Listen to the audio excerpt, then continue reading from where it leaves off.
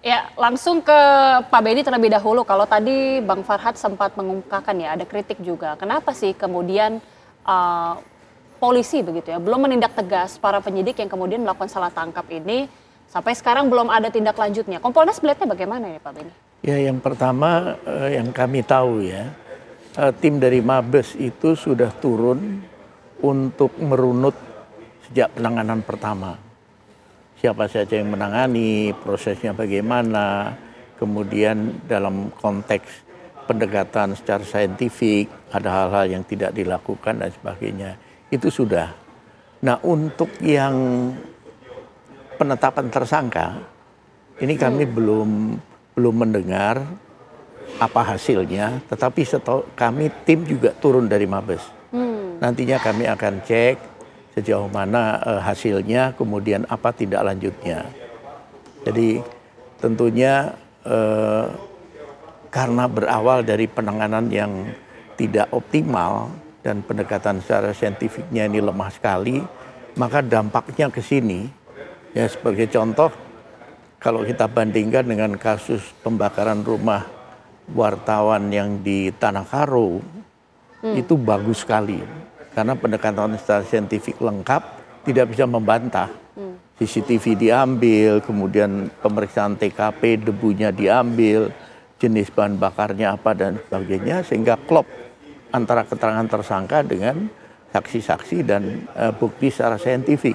Nah, itulah yang tentunya ideal ya, penanganan yang ideal. Nah, sementara penanganan awal kasus ini banyak kelemahannya. Ya. Nah, oleh sebab itu upaya-upaya yang dilakukan sekarang dengan PK, kemudian nanti mungkin yang lain juga seperti itu, kembali diharapkan nanti hadir bukti-bukti baru atau saksi-saksi baru yang nanti sekali lagi yang kita harapkan adalah tegaknya kebenaran dan keadilan. Bang Farhad, ini kan kalau tadi Pak Kudri mengatakan novum atau bukti yang baru yang dihadirkan ini ada tenggat waktunya sekitar 6 bulan atau 180 hari ya Pak Kudri ya. Dari bukti-bukti baru ataupun novum yang dihadirkan ini bagaimana kemudian dari durasi waktunya ini apakah masih aman Bang Farhad?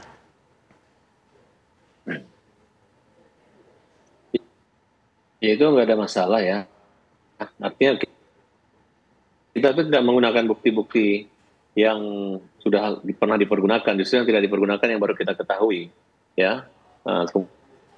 Kemudian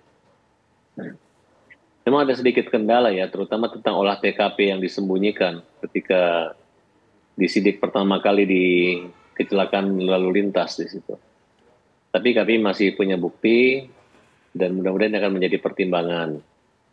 Kemudian kalau bukti di forensik, paling kita akan menghadirkan saksi ahli forensik saja yang dapat menilai keterangan itu.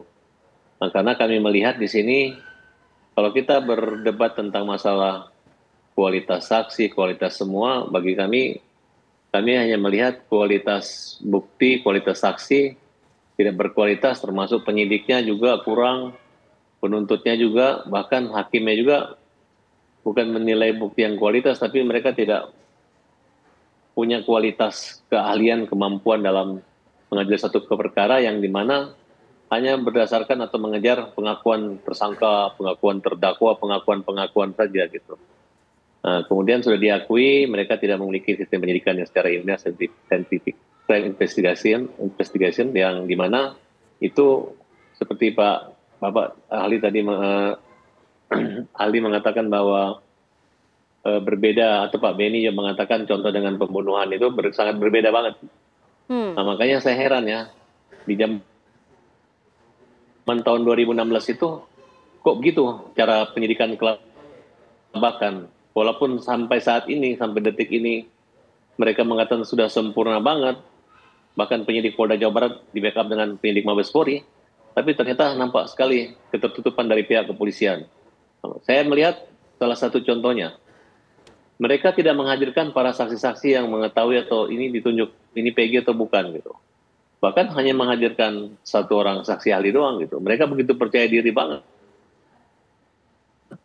Nah, disinilah saya melihat kelemahan mereka yang sangat tertutup. Bahkan untuk pengacara selevel organisasi Peradi, untuk menemui kelima terpidana tersebut susah banget. Mereka udah kayak bukan pengacara lewat tentu, walaupun belakangan ketemu juga. Bahkan saya dengar informasi Sudirman yang saksi yang seolah-olah mengaku karena nggak tahan disiksa, itu juga sampai sekarang belum ada kepastian pengacaranya yang di tempat yang akan menempati keluarganya menunjuk Peradi nggak pernah ketemu dengan Sudirman sampai saat ini. Itu yang membuat kelima terpidana itu terhalang atau agak terhambat untuk mengajukan PK, sehingga kami memilih duluan bersamaan dengan sebelum putusnya Peggy pun kami sudah mengajukan peninjauan kembali gitu. Jadi mudah-mudahan pengacara dari pihak Peggy mengatakan konfirmasi siap mereka untuk hadir dan menyerahkan kepada hakim bahwa ini hakim tahun 2024 saja menilai kualitas penyidikannya, cara menetapkan tersangka, DPO pun masih dianggap melanggar gitu, sehingga dibatalkan. Bagaimana peran daripada Peggy yang memperkosa, menusuk, memukul batu kepalanya itu. Sedangkan polisi yakin banget ini orangnya. Karena seolah-olah saksi-saksi yang sebelum mencabut menyebut itu, walaupun belakangan mereka mencabut.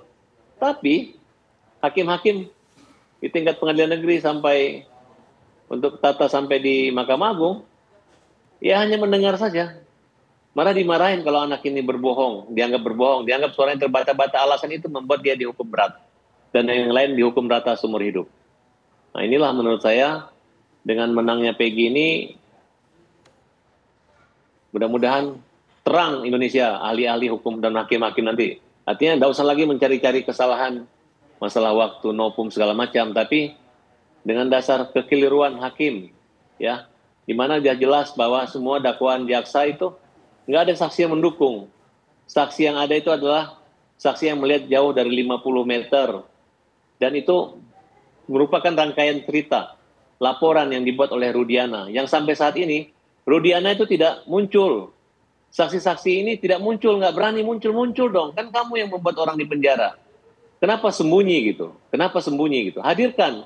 Kalau memang kalian dulu merasa bersalah diarahkan oleh Rudiana, jujurlah seperti Liga Akbar, jujur aja gitu. Karena walaupun kalian nggak ada juga, nanti hakim akan menilai bahwa semua kualitas produk tuntutan, dakwaan maupun vonis hakim ini adalah di luar daripada batas keprofesionalan seorang hakim.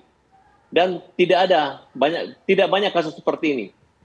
Tidak banyak kasus seperti ini, sehingga sangat mudah bahwa aroma kemenangan, aroma kebebasan mereka akan sudah mulai baik, Bang. Tercium. Insya Allah mudah-mudahan hakim dapat mengabulkan PK kami dan tidak hanya kami, ke-7 terpidana lainnya. Oke, Pak Kudri, ini melihat berkaca mungkin ya pada sidang sebelumnya, kualitas saksi yang semakin juga cukup meragukan. Bang Farhad mengatakan sudah akan menghadirkan saksi meskipun kualitasnya ini nanti biarlah pada sidang nanti menilai. Tapi bagaimana kemudian melihat peluangnya dan jika nanti tidak dikabulkan, apakah ada pasal juga yang dikenakan untuk saka tatal, Pak Kudri? Bisa dijawab usai jeda, Pak Kudri, sesaat lagi kami kembali pemirsa.